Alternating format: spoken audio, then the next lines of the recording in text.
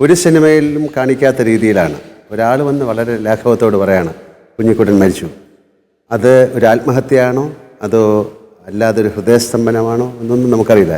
പക്ഷേ ഞാൻ കേട്ടിട്ടുള്ളത് ഈ മകളുമായിട്ട് ശൃംഗാര ചേഷ്ടകൾ അതങ്ങനെയുള്ള കാര്യങ്ങൾ ചെയ്യാൻ പാടില്ല, അതിനുള്ളൊരു ശിക്ഷയായിട്ടാണ് മരണമെന്നും ഞാൻ കേട്ടിട്ടുണ്ട്.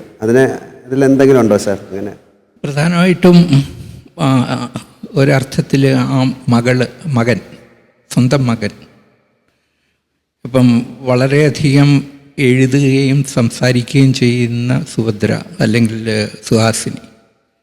അപ്പോൾ അവരുടെ ഭാഷ സംസാരമാണ്. അതായത് പാട്ട്, എഴുത്ത് പിന്നിലേക്ക് നിൽക്കുമ്പം അത് ആ എഴുത്തിൻ്റെ സൗന്ദര്യം ഏറ്റവും കൂടുതൽ സൗന്ദര്യത്തോടു കൂടി നമ്മുടെ മുന്നിലേക്ക് വരുമ്പോൾ അവിടെ ഒരു ഐഡൻറ്റിറ്റി ക്രൈസിസ്. താൻ ഒരു കലാകാരൻ കണ്ടതിനേക്കാൾ അപ്പുറം അതിനേക്കാൾ വലിയ സൗന്ദര്യമുണ്ടെന്ന് തിരിച്ചറിയുന്ന സന്ദർഭങ്ങളായിരുന്നു അതിനകത്ത്. അപ്പം അതിൽ മകൻ ഊമയാണ്, അതുപോലെ ഐഡൻറ്റിറ്റി ക്രൈസിസാണ്.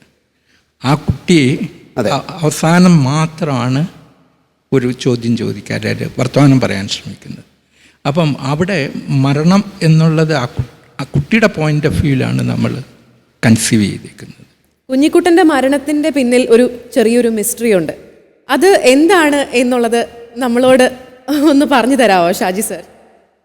താൻ സ്നേഹത്തിന് വേണ്ടിയിട്ട് എപ്പോഴും ആഗ്രഹിച്ചു നടക്കുന്ന ഒരു വ്യക്തിയാണ്. സ്വന്തം ഭാര്യയിൽ നിന്നും കിട്ടിയില്ല, കാമുകിയുടെ നിന്നും കിട്ടിയിട്ടില്ല. മകനെ കാണാൻ പോകുമ്പം അവരെ സംബന്ധിച്ചിടത്തോളം അത് ഇപ്പോഴത്തെ ഒരു ഭാഷയിൽ പറയുകയാണെങ്കിൽ ഒരു എക്സ്ട്രാ റിലേഷൻഷിപ്പാണ്. പക്ഷെ അതല്ല. അത് ഒരു സ്ത്രീയെ സംബന്ധിച്ചിടത്തോളം താൻ കാണുന്ന കൗതുകമുള്ള അല്ലെങ്കിൽ താൻ കാണുന്നതിനേക്കാൾ ബുദ്ധിയുള്ള ഒരു വ്യക്തിയെ കണ്ടുപിടിക്കുമ്പം ഒരു പക്ഷേ സ്വന്തമാക്കാൻ ശ്രമിച്ചു എന്നുള്ളതിനേക്കാൾ ഉപരി അതിനകത്തൊരു പ്ലഷറില്ല. ആ ഹയസ്റ്റ് ബഹുമാനത്തിൻ്റെ സൂചനയായിരുന്നു. ആ സൂചനയുടെ മിസ്റ്ററിയാണ് എനിക്ക്.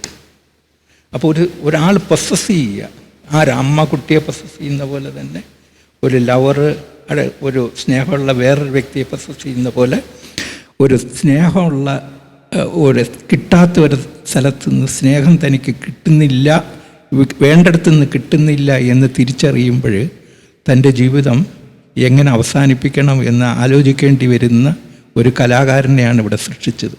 അതാണ് മിസ്റ്ററി. ഒരുപാട് നല്ല ഓർമ്മകൾ സമ്മാനിച്ച ഒരു സിനിമയാണ് വാനപ്രസ്ഥം.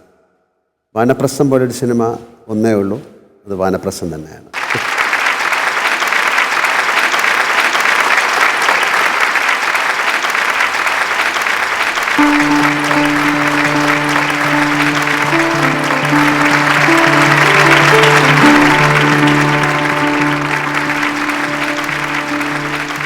Thank you sir.